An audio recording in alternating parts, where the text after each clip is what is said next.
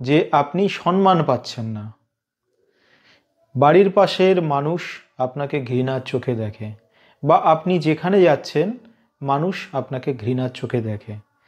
বান জাদুটোনার ভয়ঙ্কর ভয়ঙ্কর বিদ্যা আছে। অনেকগুলো সাইট আপনাদের সাথে আলোচনা করেছি, তো আজকে নতুন একটি সাইট আলোচনা করব। যশ মান সম্মান নষ্ট করা যে বিদ্যাগুলি। এর আগে আলোচনা করেছি যে বাস্তুতে ক্ষতি করে কিভাবে সংসারে অশান্তি বাঁধানো, কর্মস্থান নষ্ট করা, মারণ ক্রিয়ার দ্বারা মানুষের রোগগ্রস্ত করে দেওয়া এবং মৃত্যু বান মেরে মানুষকে মরণের কোলে ঢেলে ফেলা। এগুলো কিন্তু শত্রুতন্ত্রবিদ্যা দ্বারা, বান জাদুটোনা দ্বারা অনেক রকম ক্রিয়া করা যায়, যেমন ধ্বজভঙ্গ বান মারা, বিচ্ছেদ বান মারা, উচাটন বান মারা। তো আজকে তেমনি এই বিষয়টা আলোচনা করব যে আপনি সম্মান পাচ্ছেন না। বাড়ির পাশের মানুষ আপনাকে ঘৃণার চোখে দেখে, বা আপনি যেখানে যাচ্ছেন মানুষ আপনাকে ঘৃণার চোখে দেখে। তবে এটা গ্রহের কারণে হতে পারে, যেমন বৃহস্পতি ডাউন থাকলে, রবি ডাউন থাকলে এগুলো হয়ে থাকে। তবে গ্রহ যদি ঠিক থাকে অথচ আপনার সম্মানহানি হচ্ছে। আগে সবাই আপনাকে খুব ভালোবাসতো, সম্মান দিত, আপনি যেখানে যেতেন মান সম্মান পেতেন। কিন্তু হঠাৎ করে দেখছেন আপনি যেখানে যাচ্ছেন আপনি মান সম্মান পাচ্ছেন না, লোকে আপনাকে ভালোবাসছে না এবং ঘৃণার চোখে মানুষ দেখছে। বাড়ির পাশের মানুষগুলো যারা বন্ধু বান্ধব আছে তারা আপনার সাথে আর কথা ভালোভাবে বলছে না, দুর্ব্যবহার করছে। তো এক ধরনের তন্ত্রবিদ্যা আছে যেটাকে সম্মানহানি করা। কেউ আপনাকে সম্মান করবে না, আপনার যশ সুনাম এগুলো আর থাকবে না।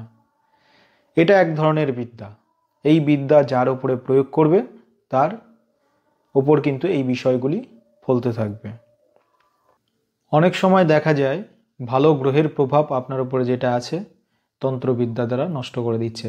তার ফলে দেখা যায় যে গ্রহের উপরে এই প্রয়োগটা করছে সেই গ্রহ যে ভালোটা করতো উল্টো আপনার সাথে খারাপটা ঘটছে। তবে এই সম্মানহানি বিদ্যা এটার থেকে মুক্তি পেতে গেলে প্রথমত ক্ষতিগুলোকে কাটাতে হবে। কাটালেই যে সঙ্গে সঙ্গে আপনার সেই আগের পজিশন ফিরে আসবে তা কিন্তু নয়। কারণ যখন এই বিদ্যাটি আপনার উপরে প্রয়োগ করেছে তখন অশুভ যোগ আপনার মধ্যে প্রবেশ করেছে। তো এই কাটার সাথে সাথে অনেকটা ভালো হবে। তারপরে সর্ববশীকরণ কবচ নিতে পারেন, কিংবা বীজ মন্ত্র জপ করতে পারেন।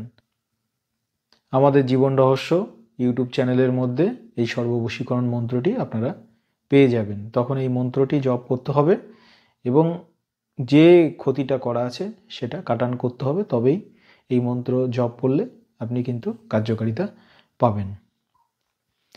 এই বিদ্যাগুলো বেশিরভাগই যেটা দেখা গেছে যে বাস্তুর মধ্যে ক্ষতি করেই করে, বাস্তুর মধ্যে তাবিজ পুঁতে করে।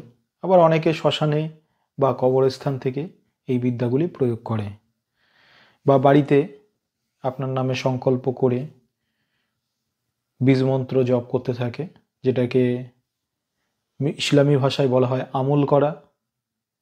আর এগুলো সাধন আছে, আপনার অনিষ্ট করার জন্য কিছু সাধন আছে যেগুলো 7 দিন 21 দিন 90 দিন করতে হয়। তো তারা কি করে, ক্ষতি করার জন্য কিন্তু প্রতিদিন 108 বার করে বা 21 বার করে বা 41 বার করে যে নিয়ম আছে সেই নিয়মে আপনার নামে পাঠ করতে থাকে।